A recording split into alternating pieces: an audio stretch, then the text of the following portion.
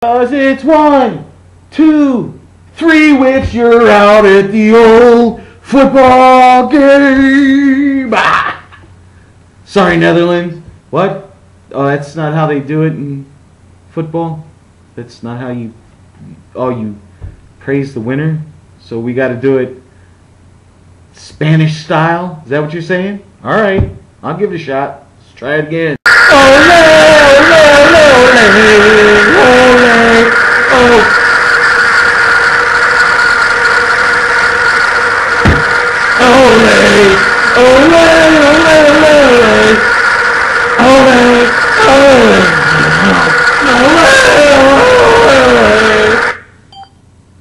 Alright, well, this is the final video for the World Cup, the FIFA World Cup 2010 in South Africa, and we have the winners.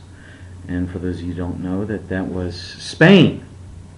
Yeah! Spain decided that they no longer wanted to have the longest or the most wins in the World Cup without a title, and that is 24. It ended. They got the title. They're good. And now the Netherlands has this dubious honor with 19 wins in the World Cup and no title. And obviously, you know, this was a rough game for both. It was a freakishly high penalized extravaganza with like 416 yellow card. What? Huh? No, I'm exaggerating. I'm lying. 14. Okay, with 14 red cards and 12 red. What? 14 yellow cards? 2. But there was 2 red cards, right? What do you mean there was only 1 red card handed out? No, man, remember when De Jong straight up Sabat thrust kicked that dude in the chest, man? You don't remember what was Alonso? Or when he kicked dude right in the chest? He didn't get a red card for that? That was like 25 minutes in. Are you serious? He should have been... Yeah. He should have been gone, man. How do you Sabat kick somebody right in the chest and not get kicked out?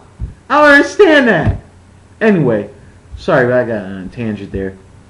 So apparently it was 14 yellow cards, 1 red card.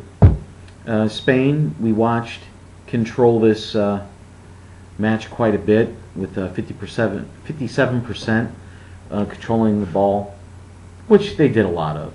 And Netherlands was completely and totally gassed when Andres Iniesta hit the 8-yarder with at 100 at the 116th minute. Now they say 116, but they didn't include the stoppage time, so it was like, you know, 486. I'm exaggerating again. Fine. It was like 120 minutes into it. You happy with that?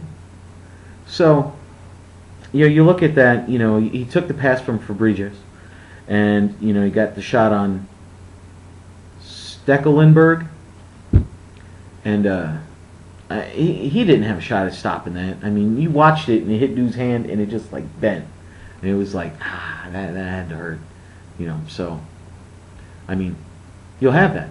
The one thing is this is the least amount of goals by a champion, Spain. I told you they were like the red passers of awesomeness, and they only had 8 goals in 6 games. Their last 4 games they won were 1-0, which is great if you have a goalie that is as awesome as Casillas. Huh? Yeah. 2 L's or a Y? Yeah, I got it now. And, you know, so that was awesome. And now the Netherlands have to settle for second place yet again. It's the 3rd time they've made the finals. 3rd time they go home. And, yeah. So, was it an exciting World Cup? Yeah, there was 31 games that were all, you know, 1-goal games. So, that part was exciting. Did we notice horrible fatal flaws that, you know, need to be corrected, or they're definitely not going to get the Americans to really pay attention to the sport? Absolutely. If they don't pick up the replay, if they don't start, implementing some of those to actually get the game going correctly, it's not so much the low-scoring games, while some people will say that is, but it's cool if it's 0-0 and it goes to the penalty shots, man. That's exciting stuff. The poor goalies are put on an island. They're isolated. They got to take the other kicker's best stuff flying at them. And then they're deemed like a failure if they can't stop a 400-mile-an-hour ball. What? I'm exaggerating again? More like 30 miles an hour, 40-mile-an-hour ball? Is that right? Is that good? So, I mean, that part of it is understandable. When you see the great games and you have the, oh, I almost, and those kind of things kicking in, that's fine. The low scoring is fine. But if you can't get the actual rulings and actual goals and offsides and all that stuff correct, we have enough flawed stuff to deal with. We don't need to bring in additional stuff like that. But it's beautiful. And it's very, very, extremely physical. And if you tell me it's not physical, you stand there and you let me mud stomp your shin with a pair of cleats on, and then you tell me, or kick you in the junk, or drop kick you in the chest with cleats on, and see how you enjoy that. And if you can say you can take an elbow from me to the face repeatedly in a game and say it's not rough, I'll tip my hat to you. I think I'm gonna knock some of your teeth out personally, but have mouth mark and stuff. It's rough, man. It's rough, and they're little dirty dudes, man. You watch it, oh. So that part of it is great, and that'll be big. But they have to tweak some things to really to bring it up to 2010 and beyond. To really make it. I mean, it's global now, but it could be better. And why wouldn't you want to make it better? So I think that's the biggest thing out of it is the World Cup's great, and you will get people watching the World Cup the whole time. But if they don't have that draw, if they know, yeah, a team might win, but it's not going to be the real team, that's going to hurt them. On the other hand, I have watched some of the European soccer as of late. There was one on a Spanish network. I was watching. It was like 4-3 in the first half. I was like, this is a game I could watch, and that's what the European, what you guys have been blessed to see. In America, the biggest promotion they get is the World Cup, and they even put an infomercial on during the World Cup toward the end. They just took it off the air. So, they're not promoting the big league soccer yet, or football. My apologies. But once they do that, I think it has great potential, and I will continue to watch. I'm going to have to check out the European League and all those other ones, and see Man U and AC Milan and any of the other ones. I know I just offended like half of you with those two teams, but anyway, you'll have that. So I'll make a couple of these vids, maybe 1 or 2 a week as the season goes on, and talk about a game that I watched. And if it's not your team, say, hey, stay, man, why don't you follow this team for a week? And if they blow, I'm going to tell you. I'm just kidding. I'm just joking. Right? And, what? I need to get to the winner of the... I don't want to get to the winner.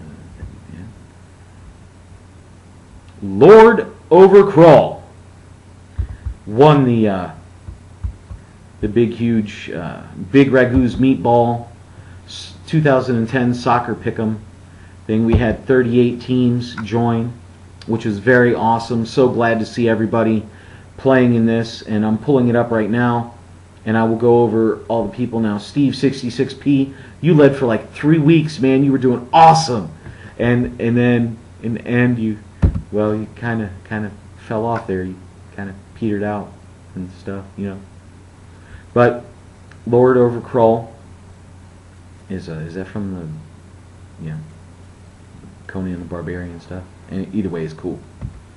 But we had Lord Overcrawl, as I said, won. He had 38 points. in second. It was a tie between Madness and Jesus Geno. They both tied with 36 points. And tying for fourth was the Spicy Meatballs, baby, and the and Frank or 80. So, and then, you know, Boxing Baby came in sixth, along with Steve 66P, the Arsenal Guru. Yeah, got you, man. And you know, Adam 25 or XX5 or XXV, Carlise here. Yeah. So Alpha Omega, you know, came in 11th. So it was a very good thing to do. Shiny Penny, you were way down there at like 16. I smoked you. But it was exciting, you know. It was exciting to see, and that was fun. And I should have put that up like a week earlier so we could do something. What am I going to have to do? What should the prize be for Overlord Crawl? What should his prize be? Or maybe it's a her. I think it's a guy. It's a guy. Yeah. What should it be, man? Let me know. All right. Well, anyway, hey, this is Bigragu. This is the end of my reporting for the FIFA World Cup 2010. Hope you enjoyed it. I'm glad you guys stuck around. We got some decent views, and maybe we'll continue doing some football vids, you know, in the future. All right. Wait, this is Bigragu. Comment, rate, subscribe. I'm out.